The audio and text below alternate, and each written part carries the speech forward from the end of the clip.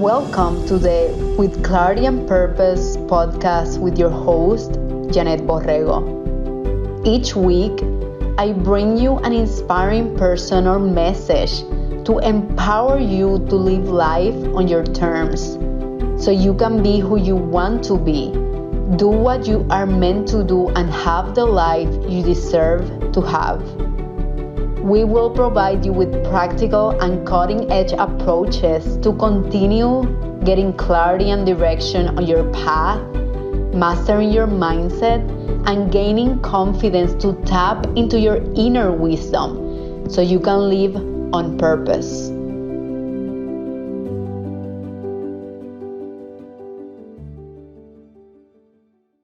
Hi everyone, welcome to another podcast episode of the With Clarity and Purpose podcast. And today I am super mega duper excited because I have a super special guest and she's my friend and fellow coach, Kimberly Smith. And she's an amazing mindset and resilience coach. And she's also the founder of Encompass Life Coaching. She's a native New Yorker and a proud Houstonian, truth seeker, mental health and diversity, equity, inclusion, and justice advocate, mother, yogi, and dash hunt lover. Love this. What? How are you? Great. I'm so excited to be here. We've been planning this conversation for so long. I'm so excited to be here.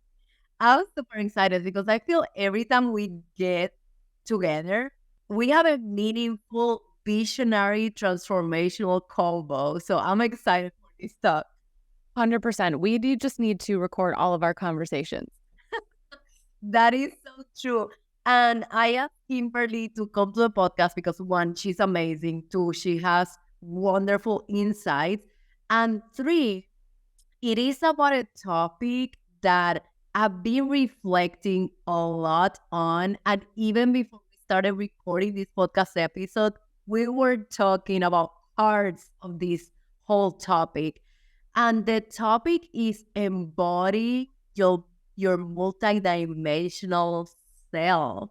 We as human beings, we have so many dimensions. And I think, Kimberly, mainly as a transition from the corporate mindset to the entrepreneurship mindset, I've been asking myself more of how I can serve. And in order to serve more, I need to be more authentic. And therefore, I need to embody more of all of the areas of who I am. So I wanted to start this question by asking you, what is multidimensional for you in terms of you as a person? Yeah. I mean, that's such a great question and just so layered. I mean, I think we as people, we as humans are so layered. There are so many parts of us, so many versions of ourselves, right? Starting with, our inner child, and then all the different roles that we play, all the different responsibilities that we have kind of represent another version of ourselves, right? So, we are that, corporate badass. We are the mother. We are the, wise, sage. We're still the maiden, right? We're all these different versions of ourselves. And sometimes that looks like being playful. Sometimes it's more serious. Sometimes it's more extroverted. Sometimes it wants to be at home and not talk to anybody, right? Like it's really fun, but yeah, it's definitely something I think we all need to remind ourselves to embrace and embody, right? And be okay with being lots of different things and not just trying to be defined by one thing or just a couple things. It is so true because even as I was reading your bio, I mean, it's such a perfect example. I'm like DIJ advocate, mother, yogi, dash home lover. Like I even love in your bio how you include all the dimensions of who you are. And I have this quick story. I remember when I was in consulting, right? As you know, I studied chemical engineering and people in consulting knew that. And we were having this dinner. It was a farewell dinner from one of our senior managers, right? And I was so excited in that dinner because I had just come back from getting certified as a master practitioner of NLP and hypnosis. And during that certification, we actually broke with our hands like a wooden table. That's part of the exercise to Yeah. show that you're powerful and you can do anything. And I remember I was showing this to one of the managing directors in Accenture. And I'm like, I just got my certification from my NLP program because I'm also a coach and I love talking about emotions and helping people with their behaviors. And she looked at me and she told me, Janet, but you're an engineer. And I'm like, yes, I can be an engineer and I can be a coach and I can be so many things, anything that I want to create. And she didn't come from a place of like, she didn't have bad intentions or anything. Sure. That's something people do. Like they put us in boxes, but we also do the same to us. We put us in boxes, we label who we are. And because of that label, we don't allow the other parts to come out. You're so right. And the workplace is such a prime example of that. And I mean, because we identify with our career from a very young age. I mean, think about when we're kids and people are like, what do you want to be when you grow up? Right? And you're already trying to decide who you're supposed to be in just one word, right? I want to be a doctor. I want to be a veterinarian. I want to be this. I want to be that. But it's so surface level. And, when we go to work and we put on that chemical engineer hat or that accountant hat or whatever it might be, we really restrict ourselves by just trying to fit in that one place. So 100%. And I think that that's part of the discomfort that a lot of people feel in corporate America is that they have to leave their authentic self behind because they're afraid of what other people are going to say or think if they share, hey, yeah, I'm getting this meditation certification, or I'm becoming a coach, or I'm becoming a yoga teacher on the side, or whatever it might be. We're just afraid of that judgment, which sucks because then we end up shrinking ourselves. Totally. What do you think has helped you to, I'm not going to say overcome because we'll be overcoming this throughout our whole life.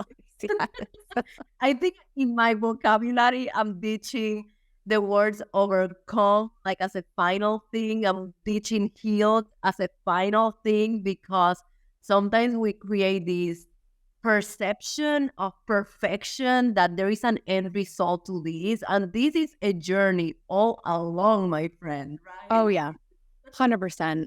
Yeah, I think, my understanding of just how multidimensional I really was started when like everything in my life was falling apart, right? We all have these crisis moments, these awakenings, dark nights of the soul, right? Where you're really going inward. And it was probably my therapist who, really started to coach me on this initially about the fact that I just wasn't, a recruiter. I just wasn't a daughter or a mother or whatever it was. I could be all of these things in my fullest expression. So something that's helped me just make peace with that and remember that is trying to continue to spend time getting to know myself, because that is a journey that never ends. And there's so many other versions of myself and so many new layers to discover, which is exciting. But then also to spend time doing the things that I love that really bring out those different versions of myself, right? So whether it's hiking or baking, right? Because my friends know I can bake anything, right? I'm pretty skilled in the kitchen. So I'm excited. I need to taste. What is your favorite thing to make? Well, I make lots of cookies around the holidays. I love to make like cakes and things like that. I've been actually really wanting to take a cake decorating class, which is on my and so yeah, doing things that I really love helps bring out that playful side of me, the childlike side of me. It helps nourish my inner child and just, continuing to do things that I love and spend time experimenting and getting to know who I am currently and then who I want to continue to grow into. I love that so much, Kimberly. And a conversation that we were having actually before recording the podcast episode, was that one of our key intentions right now in this season of life, and I would love to continue having this intention. Yeah, 100%. Is having fun. And I think, I mean, I love what you said about doing. What I'm trying to embrace more of myself is more being, and being that as I do anything else, but prioritizing the being part of the equation, like being fun, being flexible, being silly, being curious, and then showing up as that. I think for me, that has been the key lesson, because we were saying how serious, due to our, obviously, we are coaches, we care about people, this mental, emotional, spiritual work is something that we are truly committed to, and we provide that safe space for people. So, how can we embrace that more fun and silly side of ourselves while still being a coach and still being serious about certain things? So I thought that that talk before the podcast episode, I think so many people would relate to that too. Yeah, I think that, it's not easy. It's not easy to shift gears that way, right? Because we are so programmed. We are so programmed to be a certain way in certain environments. And even if we're not programmed, we often program ourselves, right? We tell ourselves that we have to show up in a certain way. I actually just had this thought too, because as planning a little, pre-birthday celebrations this weekend. And to be honest, I'm not really feeling high energy about this birthday weekend. I am approaching my period next week. I'm tired. It's been busy. And, you think about making plans to celebrate a birthday or any special occasion, go out to dinner, and you want to bring your quote best self, right? You want to get dressed up, you want to do whatever. And I was like, you know what? Can I be okay with being lower energy and more low key, and taking this imaginary pressure off of myself to make this super memorable night, right? Well, Can I just be okay with whatever happens and comes out of this evening as it is? that's beautiful. I think something that I'm practicing to, like, I feel like we're practicing all of these, of course, as we coach our clients, we gotta show up with integrity. Absolutely. But yeah, I think full acceptance of what is, like full acceptance of the present moment, knowing that we are going to show up every day differently, because we have this kind of like perception and expectation that how we show up at our best, that has to be our everyday. And maybe for females, because we have our hormonal advantage, that's how we call it. Like, let's be honest, right? Like, hello, hormones are a thing. And, Yeah. and based on our hormones, we feel different ways during our cycle. It's so interesting to how it varies to me. Like, the other day, I was telling Cody, I'm supposed to get my period soon, okay? And I was telling, I love how we're talking about all of our day. And I was telling Cody, oh my God, I think I'm high in progesterone because I was feeling so, progesterone is like the happy hormone. Sometimes people call it like that. Like, I was feeling so peaceful. It wasn't like happy, crazy energy. It was like peaceful and calm, and at the same time slow, and just without worrying or hurrying up anything. And I'm like, wow, that's interesting, because usually before my period, I feel this like kind of energetic, crazy energy of like everything happened right now. Oh my God, nothing else happened. Kind of like that energy. And now, for whatever reason, this is the first time ever, I just feel more like, oh my God, like I don't have to worry. But even I started worrying about me not worrying. I'm like, oh my God, why am I too calm? Why am I not worrying about anything? Like, this is not normal. Isn't that funny how our mind works, that we show with accepting what is, even if it's a good thing, because there are patterns that we are going all the time, and happiness many times is a pattern. Feeling good could be a pattern, right? And the opposite could be a pattern too. So I think I was gonna give another story, but I gave this one. And the other day I was in the gym and I was listening at Carol G. You know Carol G. Kimberly. You like Latin music. Yes. So I was like, oh my God, I want to dance. But then I looked around and I'm like, oh my God, no one is dancing. What am I doing?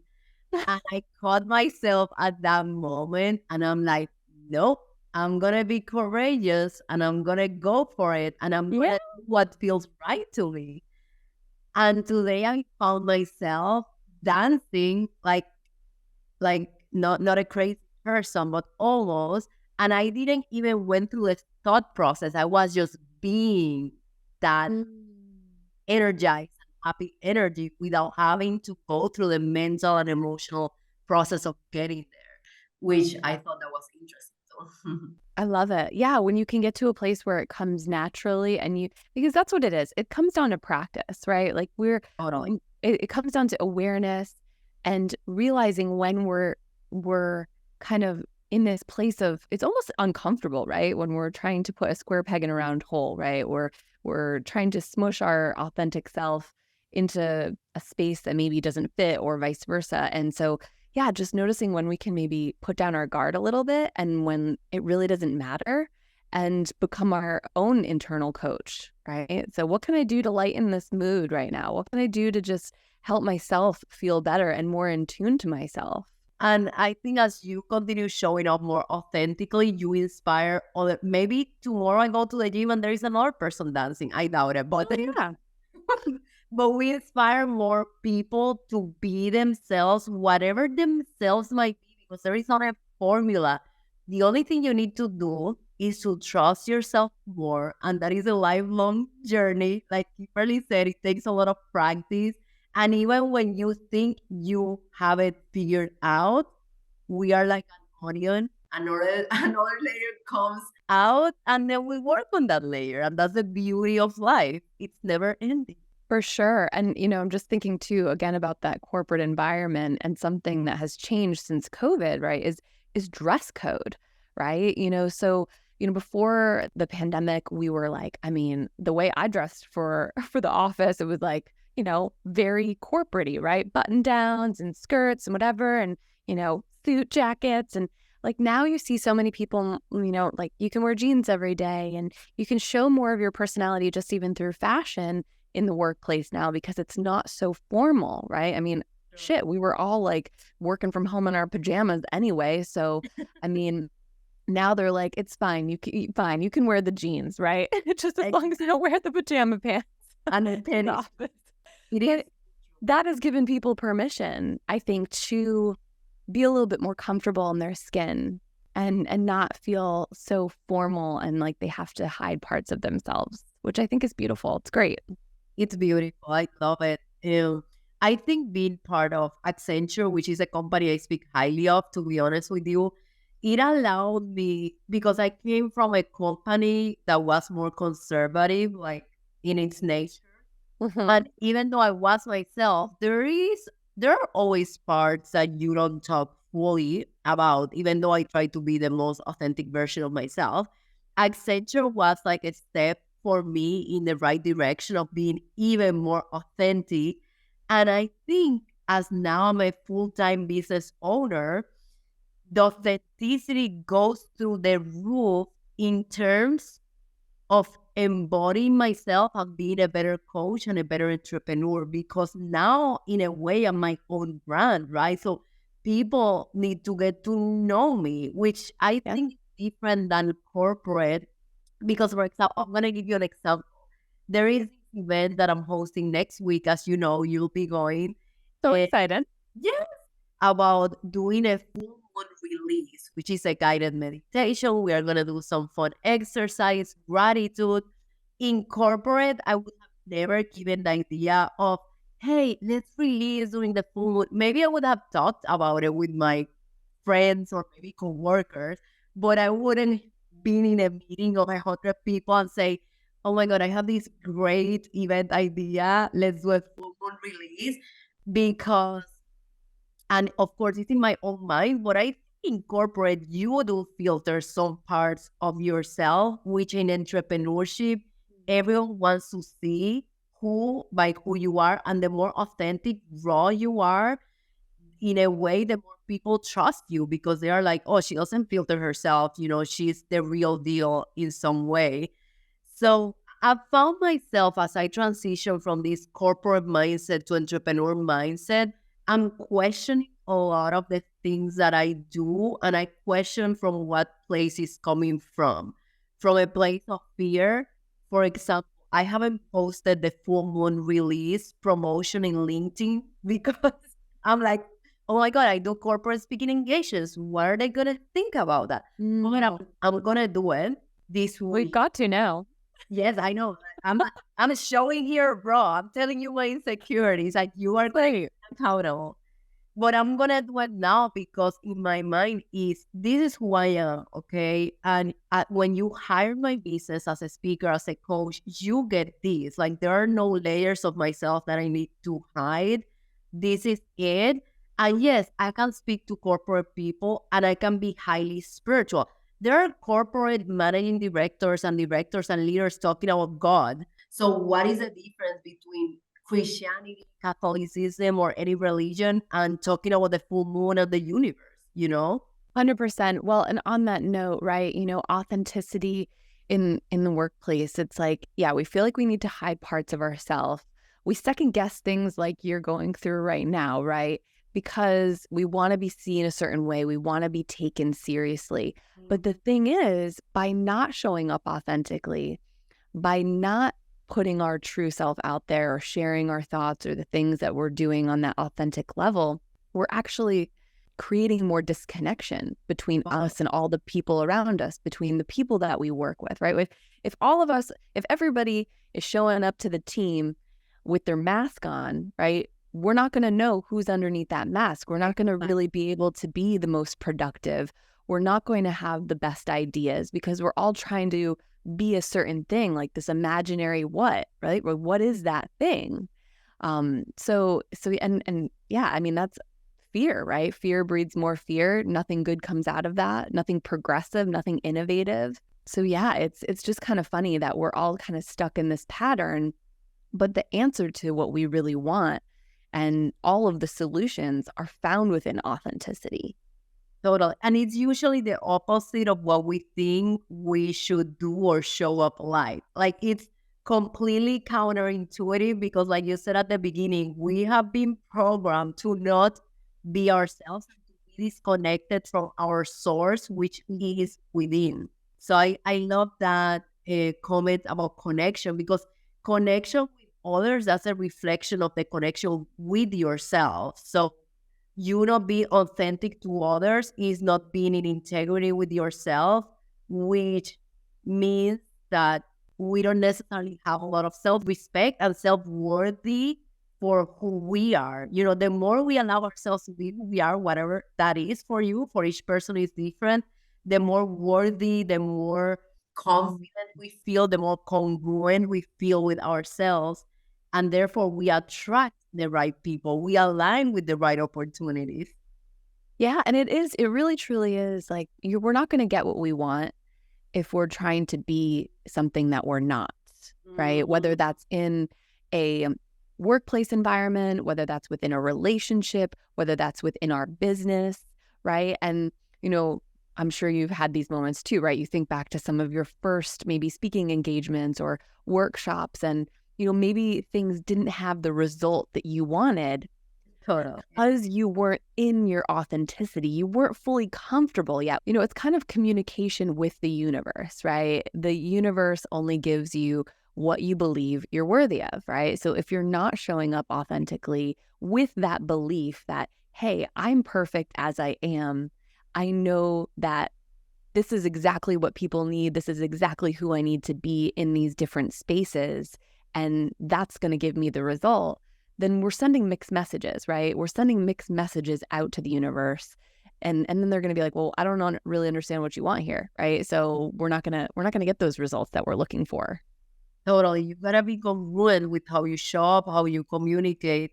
And I think, for example, I had a speaking engagement maybe a few months back, And it wasn't a very conservative oil gas company. I was talking about assertive communication and decision making. And I went to a nail salon, and in my mind, I'm like, okay, I'm gonna have a very nude like color, something that it doesn't, like it's not super vivid or super kind of like out there. And of course, this happens every time, I swear. I go to a nail salon and I fall in love with a bright orange. And I'm like, oh, but I like this color better. And I decided to go with it. And I think it's important that people know about the thought process that we go through to make a decision that is courageous and a decision, because fear is always gonna be there every time we do something against the norm within ourselves, against the norm, against what we think people expect of us. What I ask myself is my intention good? Is my intention good for this event? Like, okay, cool. Yes. What does my nails have to do with my intention? Nothing. Okay, am I gonna be in full authenticity and be myself if I choose the orange color? Yes, I want to be myself. That's how I'm gonna add the most value. And I ask myself, is this gonna help others be better? And I'm like, yeah, because if I show up with an orange nail color, there are more people that are going to feel like they can be themselves and they can go bold and they can go vivid. So that's the thought process that I usually go through whenever I make those decisions when fear is present. What is that thought process that you go through? Yeah, I'm trying to think here what and I think mine's similar too, right? I ask myself, how am I going to be most comfortable? Yeah. Right. And the same thing, kind of thinking about my time in corporate, I was always a little bit of a rule breaker. So I would push the boundaries a little bit, but I also worked in really conservative environments, like where honestly I worked in one environment where I couldn't wear any dangly earrings. Like it was all studs, right? And it was long after that actually that I realized I had gotten into this habit of just wearing like just very plain and simple jewelry. And I had all of these beautiful earrings that I never wore anymore. And I was like, wait a second, like I want to have some fun. Like what, probably getting dressed for an event or a speaking thing or a workshop. And I'm like, you know what? Yeah, I can wear these now. People know me by my signature gold hoops, right? Like, people might think I look like Esmeralda in the workplace, if because they're big and chunky, but I love them. And they're honestly something that gives me power now, right? Like, so sometimes I think of it so much as, something that's not going to be perceived well, but I'm reaching for like my power items, right? It's going to make me feel more myself. What's going to make me feel at peace and feel like, yeah, this is my brand. This is who I'm meant to be. And great. Yeah. Other people permission to show up more authentically with themselves. I mean, first off, are we judging people by what nail color they have on their fingernails, what type of jewelry they have on the workplace? Like, why are we judging people by that? Right? That has nothing to do with their capabilities, their intellectual abilities, or how good they are at their job. Right? It has just nothing to do with it. So yeah, I think about those things and just how can I be comfortable and, just none of it really matters anyway. I love that example so much because funny enough, yesterday I had a coaching client and we were talking about this, and she was telling me that the first time she started, I don't remember if it was this job or the job before, she showed up her first day with like a purple fuchsia blouse and all colorful because she's an amazing, colorful person. And when she showed up in the office, this is a state that is cold, like naturally. And a lot of people were wearing gray, black, and a little bit of blue. And she felt that because she saw that, she needed to tone herself down. And a year after, she was cleaning her closet.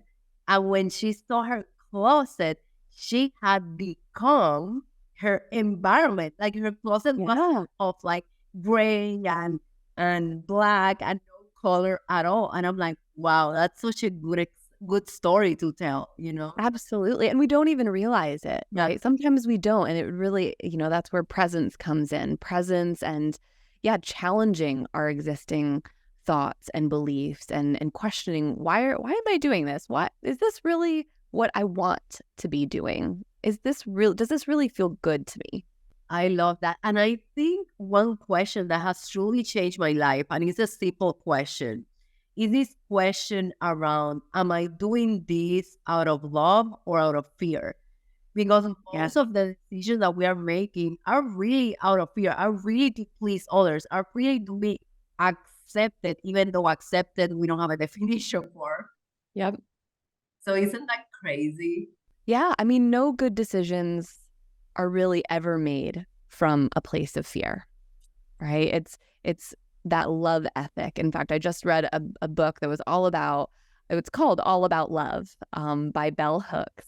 And she talks about how there should be this love ethic that we operate with, that we lead from a place of love, that we act from a place of love, not just when it comes to like our family and friends and stuff, but like, can we be loving with all of the actions that we take, whether that's for ourselves, for others, within our community, within our workplace. It's very inspiring. That's beautiful. And I love the title too, like All About Love, because it truly is all about love. At the end of the day, it really is. I mean, that's the answer in every Disney movie. It always comes back to love. I know we can learn so much from them. I think, oh my God, that reminds me. There was one time that I got interviewed in the podcast, and I think they asked me, what is the most important advice you would give to someone? And I said, like, something that a lot of people would consider cheesy. And even myself, I'm like, wow, I'm becoming a cheesy person. And I'm like, yeah, just show up with love. And I think that we're expecting something, maybe something more intricate or complicated. But honestly, we make things more complicated, but it's all about love at the end of the day. It really is. And I think that why, that might seem like a surface level answer to a lot of people or like a cheesy answer, but honestly, I think it's a great answer because, I mean, love is one of the biggest mysteries in this world, right? Like, because we don't know how to have that love ethic. We don't know how to operate from that place because we've all been operating from that place of fear. We've all been hiding parts of ourselves. So it's a complete paradigm shift for our entire world to even conceptualize, leading with love, coming from a place of love, embracing love, not just in romantic partnerships, but in all of our interactions. Yeah, and I think part of this is that we don't know how to love ourselves because our relationships are just a reflection of what's going on within ourselves. Well, certainly it starts there. I'd agree. We are disconnected completely. There is this exercise that I give to some clients. It's called mirror work, and it's Louise Hay. Like Louise Hay, the founder of Hay House. So I've heard of her, but I didn't know she was the creator of mirror work. Yes, I called mirror work. Okay, I'm definitely gonna have to add that to my list because I've heard of mirror work and certainly done some exercises, and it really shifts your mindset when you look yourself in the mirror, right? When you look yourself in the eye and really talk to yourself. We're moving so quickly throughout all of our days. We just pass by, we put on our makeup, we do our hair, right? But we're not really looking at who we are. We're not really talking to ourselves. So that is super transformational. That creates some big internal shifts. And here's the thing. Maybe looking at the mirror may be a little bit easier for us that we have done before. Well, let me tell you, based on my experience, for most people, looking at themselves in the mirror and even saying, I love me, or I love me, I think that's the right way to say it. It's so hard. And sometimes I find it so silly. And what the heck am I doing? And I always tell them, when you're dating your partner, what are you doing? Are you looking at them in the eyes, or are you looking in the other direction? And of course, they are looking at their partner in the eyes. And not only that, they are telling their partner how much they appreciate them, how much they love that person. So why is the taboo to do it with ourselves? Yeah. I mean, and it's like the love languages too, right? I mean, you're either acts of service or, words of affirmation. I mean, you can also treat that the same, right? You can give yourself what you need too, right? I mean, of course, we want it from our partner and it's reciprocal in relationships, but 100%, right? I mean, it's a crucial part of getting to know each other, and then getting to know ourselves is just looking at each other or looking at yourself, talking to yourself and making that connection. Beautiful. What is an area in your life right now that you are working more on embodying that multidimensional self, and that you're afraid of doing it too? Because that's how we know it's going to be an amazing example. That's a great question. My goodness. An area where maybe, so the question, I'm afraid to embody that. Yeah, so you're embodying your more multidimensional self, but in the process of doing that, there is fear because it's something that you're working on and therefore something kind of new or not as familiar. You're pushing yourself, the boundaries of where you are right now. I think in my relationship, if I'm being 100% vulnerable and transparent, relationships are definitely, I'm divorced, right? So there's fear of, things not working out. You're right. I've been in a new partnership for 4 years now. So we've been here a while, right? Like, this is not something new necessarily, but we're both confronting different parts of ourselves, right? How do we integrate this at a higher level? How do we support each other's spiritual growth, right? And that was a great definition that I've now kind of taken away from this book, All About Love, is that when you really love somebody, you're supporting their spiritual growth on all levels, right? Who they are today, who they want to be, because we're all individual cosmic beings, right? We all have an individual journey and path. When you have a partner, you want those to converge, you want them to overlap in some ways.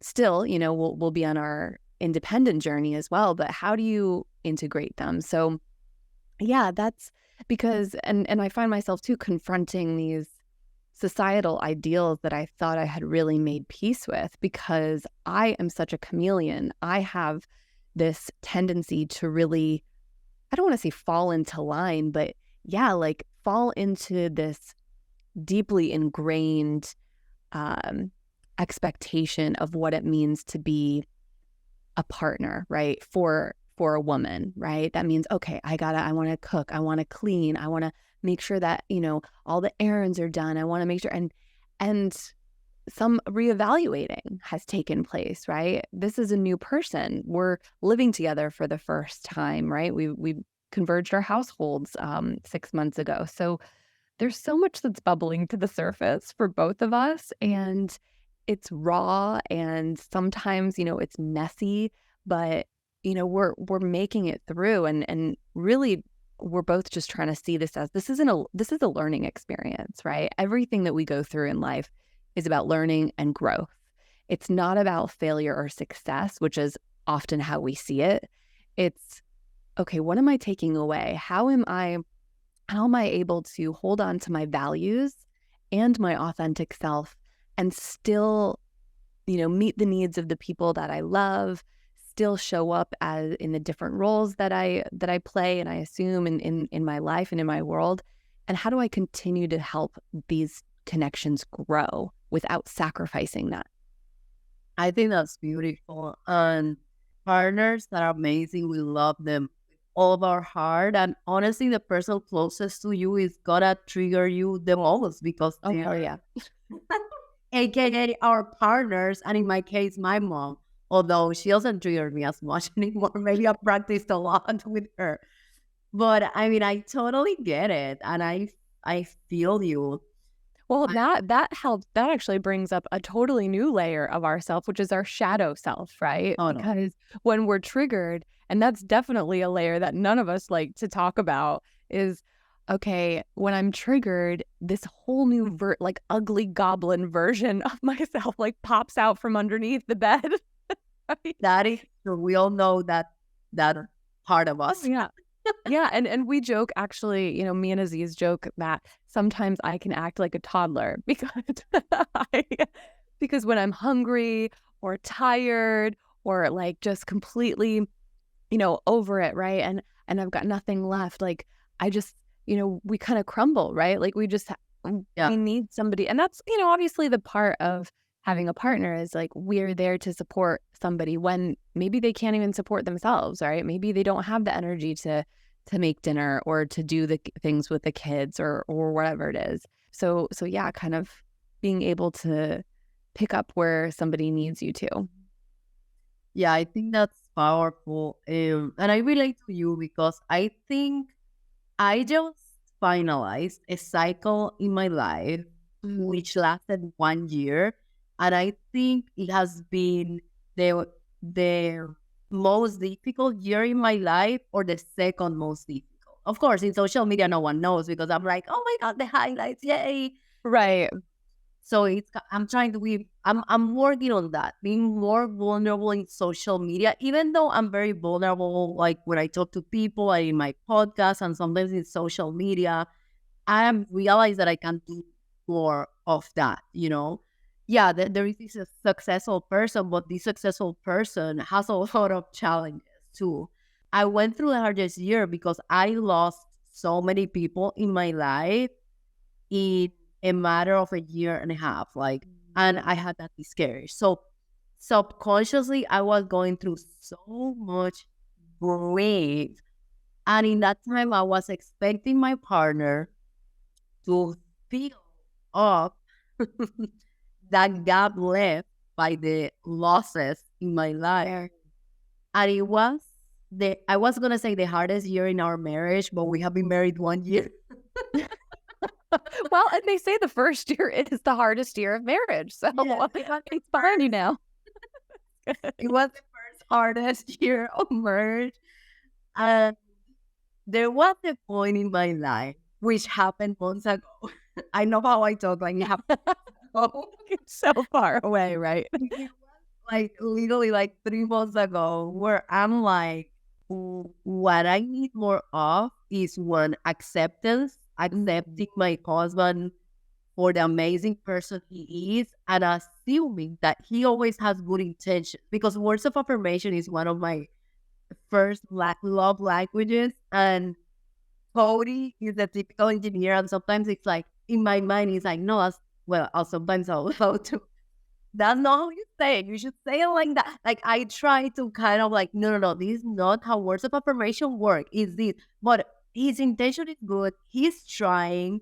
But I realized that I was trying to control a lot of things. And what I needed to practice more of was acceptance and also having fun. Being silly, having fun, taking things lightly because most things that we worry about, they are not going to have a consequence of death or life or anything like that. So true. So we went through this like challenging moment. He was there for me the whole time. I was really struggling. And now I'm like, what do I need to practice? Acceptance and fun. Acceptance and fun. And on obviously. Like, anyways, it's Friday. Okay, I'm trying to keep up with my English.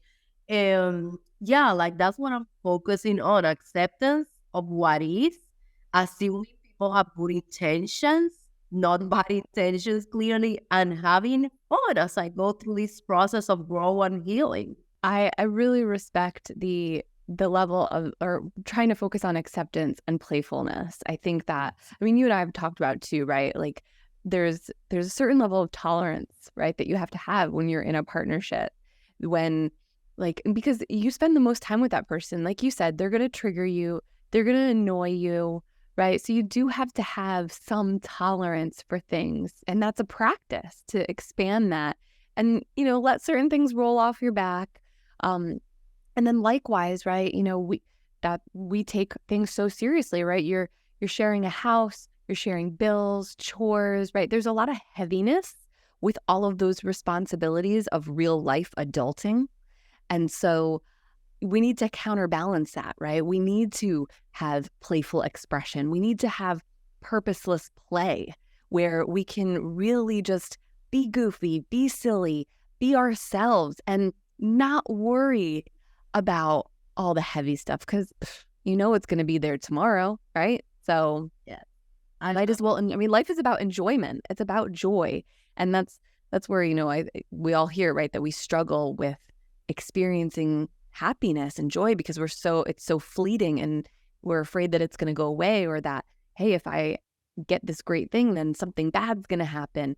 There's all types of layers to that and what happens in our brain. So yeah, finding ways to just have fun.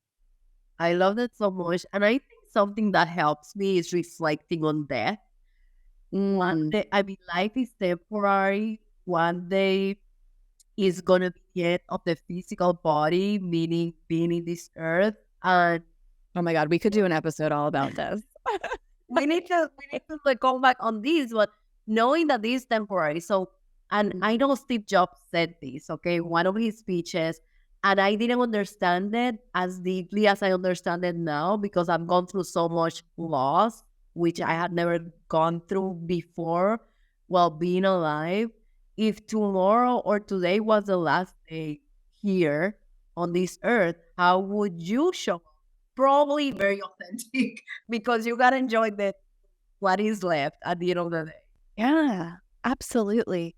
Yeah, I definitely, as you get older, you think about death and our mortality more. And yeah, that's definitely a strong, and usually, right, it is when something big happens. There's usually some personal crisis or something lost that kind of snaps us out of it. And that's usually when people do have those awakenings and they do start living more in line with their authentic self, is because they realize how short and precious life really is, right? Do I really want to be here on this beautiful planet parading around as something that I'm not, doing things that I don't want to do for people I don't want to be with? I mean, gosh, hell no, right? Like, we don't want to have regrets. We don't want to look back and feel like we've wasted time. And to me, that's probably my biggest fear, is a wasted life, right? Like, I want to make the most out of my time here. I want to experience everything that I possibly could and can. So yeah, I agree.